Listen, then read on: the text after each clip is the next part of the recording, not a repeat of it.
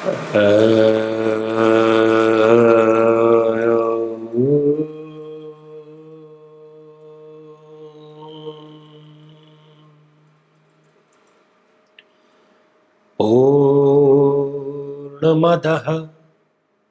पूर्णमिदं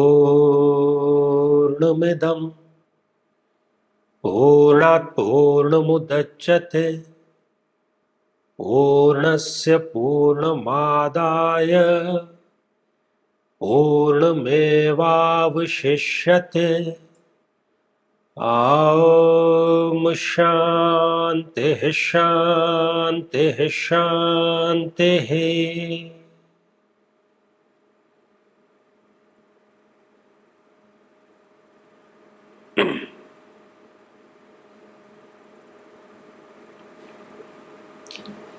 साथियों, एक बार पूर्व में हमने मृत्यु के बारे में चर्चा की थी और हमने चर्चा इस विषय पर की थी कि क्यों किसी व्यक्ति को बहुत जल्दी तो किसी को मध्यम आयु में तो किसी को दीर्घ आयु के पश्चात मृत्यु की प्राप्ति होती है। उसी विषय पर एक जिज्ञासा एक बहन ने प्रस्तुत की है, जानना चाहा है। उनके साथ में एक दुखद घटना, उनकी बहुत ही कम आयु की पुत्री जिनसे कि वो बहुत ही प्रेम करती थी, वो अल्पायु में जब मृत्यु को प्राप्त हो गई तो जैसा कि किसी भी मां के लिए ये असहनीय क्षति, असहनीय पीड़ा का विषय होता है। उन्होंने भी अपनी जो जिज्ञासा है वो जानने का प्रयास किया है और उनके ही प्रश्न से हम आज का जो ये सत्र है, इससे हम मृत्यु के बारे में, क्या मृत्यु पूर्व निश्चित है और पूर्व निश्चित है तो क्यों है, इस पर दृष्टिपात करेंगे। तो ये श्रेया जी हैं और श्रेया जी ने पूछा है कि मीन्स डेथ डिसाइड होती है। हमारी बेटी अल्प आयु में चली गई तो वो फिक्स था क्या?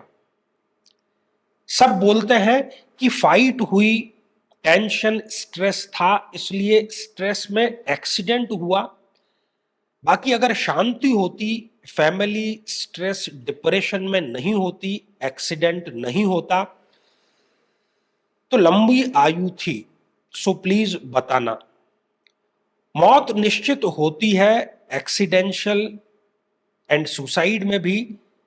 जन्म से पहले तय होता है कि आपने अपने आप मर गए, लाइफ अधूरी छोड़कर गए फ्री विल से।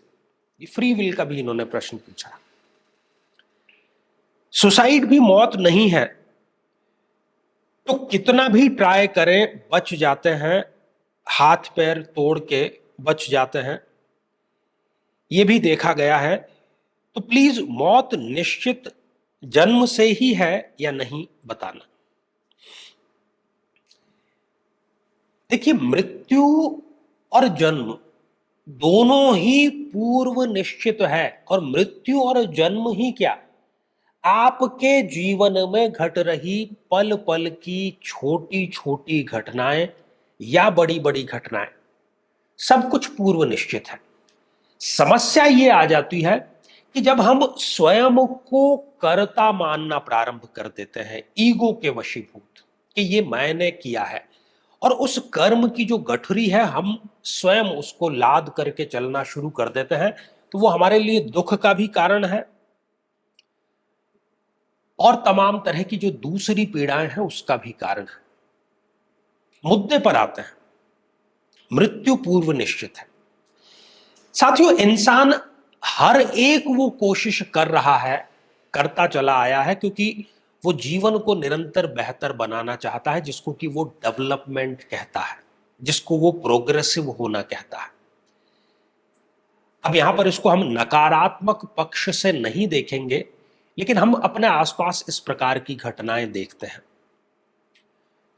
बहुत ही नामचीन योगाचार्य डॉक्टर पवन सिंघल जी, जो कि मध्य प्रदेश के निवासी थे और ब्रह्म मुहूर्त, बल्कि ब्रह्म मुहूर्त से भी कुछ पहले वो अपनी योग की साधना की शुरुआत करते थे और सुपर फिट थे एक प्रकार से। उनकी जो आयु थी वो उनकी एक्चुअल आयु से, उनकी जो बायोलॉजिकल आयु थी, बहुत कम थी और उन्होंने वो योग के माध्यम से प्राप्त की थी।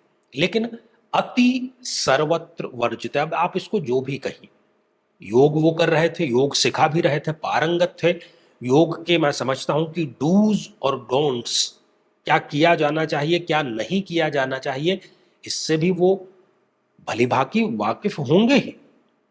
लेकिन वो हार्ट अटैक से मृत्यु को प्राप्त हो गए और बहुत चर्चा का ये विषय रहा। आपने भी अवश्य इसको सुना होगा। और बहुत ही निकट का अभी समाचार है कि एक मनोवैज्ञानिक है, साइकेट्रिस्ट है।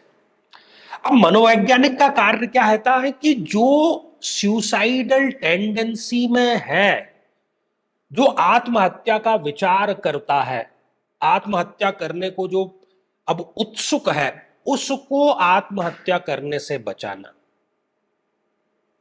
और ऐसे उन्होंने कई केसेस किए भी। डॉक्टर सुमित मित्तल उनका नाम है। लेकिन उन्होंने स्वयं ही गृह क्लेश से तंग आकर के आत्महत्या कर ली। क्या कहेंगे आप इसको? और जिम में, व्यायामशालाओं में, और आज की जो modern, so called modern gym और व्यायामशालाएं हैं, उसमें तो हजारों लाखों ऐसी घटनाएं हैं अराउंड द ग्लोब कि एक्सरसाइज करते हुए या ट्रेडमिल पर हार्ट अटैक का शिकार हो गए। आप करने तो गए थे अपनी आयु को लंबा, लेकिन उसी प्रक्रिया में आप मृत्यु को प्राप्त हो गई। तो वैसा ही हुआ कि हवन करते हुए हाथ जल जाना। ये घटनाएं आपको कह रही हैं, बहुत जोर जोर से कह रही हैं कि मृत्यु पूर्व निश्चित है। और मृत्यु पूर्व निश्चित इसलिए है कि आपका ये जो शरीर है, जिस शरीर से आप अपने क्रियाकलाप कर रहे हैं, जितने भी कार्य आप कर रहे हैं, वो प्रारब्ध के अकॉर्डिंग इस जन्म में आपको कर्मों का भोग करने के लिए धारण किया है केवल आपने। जब वो कर्मों का भोग आपका समाप्त हो जाएगा, उसी क्षण आप मृत्यु को प्राप्त हो जाएंगे। बहाना होगा, कुछ ना कुछ एक्सीडेंट का होगा, सुसाइड का होगा, बीमारी का होगा, कोई ना कोई बहाना होगा। बिना बहाने के तो मृत्यु आ नहीं सकती। आप, हम, प्रत्येक जीव, सजीव या निर्जीव, ब्रह्मांड का ही अंश है। यथा पिंडे तथा ब्रह्मांडे, यथा ब्रह्मांडे तथा पिंडे। जो पिंड में है वही ब्रह्मांड में है, जो ब्रह्मांड में है वही पिंड में है। तो आप जब ब्रह्मांड पर दृष्टिपात करते हैं तो ब्रह्मांड एक पैटर्न में चल रहा है, पूर्व निश्चित है। सूर्य, चंद्रमा, तमाम ग्रह, गैलेक्सीज, सब पूर्व निश्चित है। 1000 साल के बाद में कब चंद्र या सूर्य ग्रहण होगा, अभी हम उसको कैलकुलेट कर सकते हैं।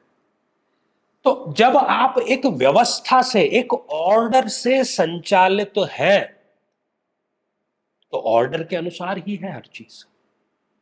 जन्म भी ऑर्डर के अकॉर्डिंग होगा और मृत्यु भी ऑर्डर के ही अकॉर्डिंग होगी। उसके ना तो एक पल, ना एक त्रुटि आगे पीछे उसमें कुछ भी नहीं होगी।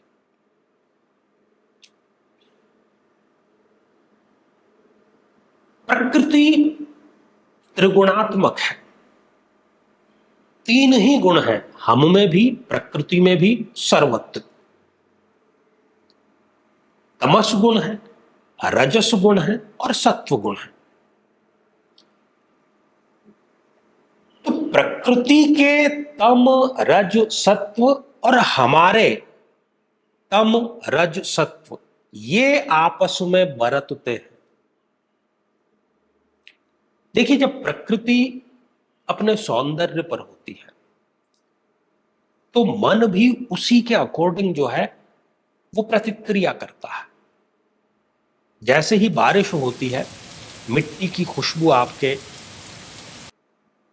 जैसे ही आपको प्राप्त होती है, तो आप क्या कहते हैं कि भाई चाय और पकोड़े का इंतजाम हो जाए। प्रकृति ने आपका वो ट्रिगर दबा दिया। हमारे जितने भी भाव हैं, नेगेटिव हैं, पॉजिटिव हैं, वो प्रकृति से संचालित होते हैं, परिस्थितियों से संचालित होते हैं। प्रकृति में और आप में एक तारतम्य है और उसी के अकॉर्डिंग सारी चीजें हो रही है। मनुष्य अहंकारवश, ईगो के कारण अपने आप को कर्ता साबित करने में लगा है। और जैसा हमने अभी देखा, इस कमेंट में भी इन्होंने कहा कि सुसाइड करने का प्रयास किया ना आपने, अगर आपके हाथ में होता तो हजारों लाखों लोग ट्रेन के आगे आ जाते हैं, बच जाते हैं, पूरी ट्रेन निकल जाती है उनके ऊपर से। कहीं ऊंचाई से कूद देते हैं लेकिन फिर भी बच जाते हैं, हाथ पैर अपने तोड़वा लेते हैं। तो ये आपके हाथ में है ही नहीं, तो आपके हाथ में फिर है क्या? आपके हाथ में है और होना ही चाहिए, और वो है निष्काम कर्म योग। आप संतुलित रहिए, स्थित प्रज्ञ रहिए। संतुलित रहने का अर्थ कि ना तो सुख ना दुख, ना स्तुति ना अपमान, आपको कुछ भी प्रभावित नहीं करना चाहिए। केवल मात्र यही जीवन जीने का सूत्र है, और जिसने इस सूत्र को पकड़ लिया, और बहुत मुश्किल भी नहीं है, यदि सही गुरु का सही समय पर मार्गदर्शन मिल जाता है, जैसे अर्जुन को कृष्ण का मिल गया था, और आप उस पर जब चल पड़ते हैं, पहला कदम बढ़ाने तक की केवल देर है। सारी चीजें धीरे धीरे शांति और आनंद की तरफ, और सत्य चित आनंद की तरफ आपको ले जाने में अपनी तरफ से पूरा योगदान देती है। 84 लाख योनियों में भटकने के बाद कहीं जाकर ये मानव शरीर मिला है, और जिसे हम भोग, वासनाओं और विलास में व्यर्थ दमा रहे हैं, जिसका सुनिश्चित परिणाम दुख और पछतावा है ही। जब तक जीवन है, सुख और दुख का ये क्रम तो चलता ही रहेगा, लेकिन गुरुदेव के आशीर्वाद से आप सदैव आनंदित, हर्षित और प्रसन्न बने रह सकते हैं। ये एक पुनर्जीवन के समान है। परम पूज्य गुरुदेव आचार्य चंद्रकांत जी से गुरु दीक्षा प्राप्त कर अपने जीवन को सार्थक बनाएं, ताकि आपको अलौकिक, पारलौकिक और सांसारिक सभी सुखों की प्राप्ति हो सके।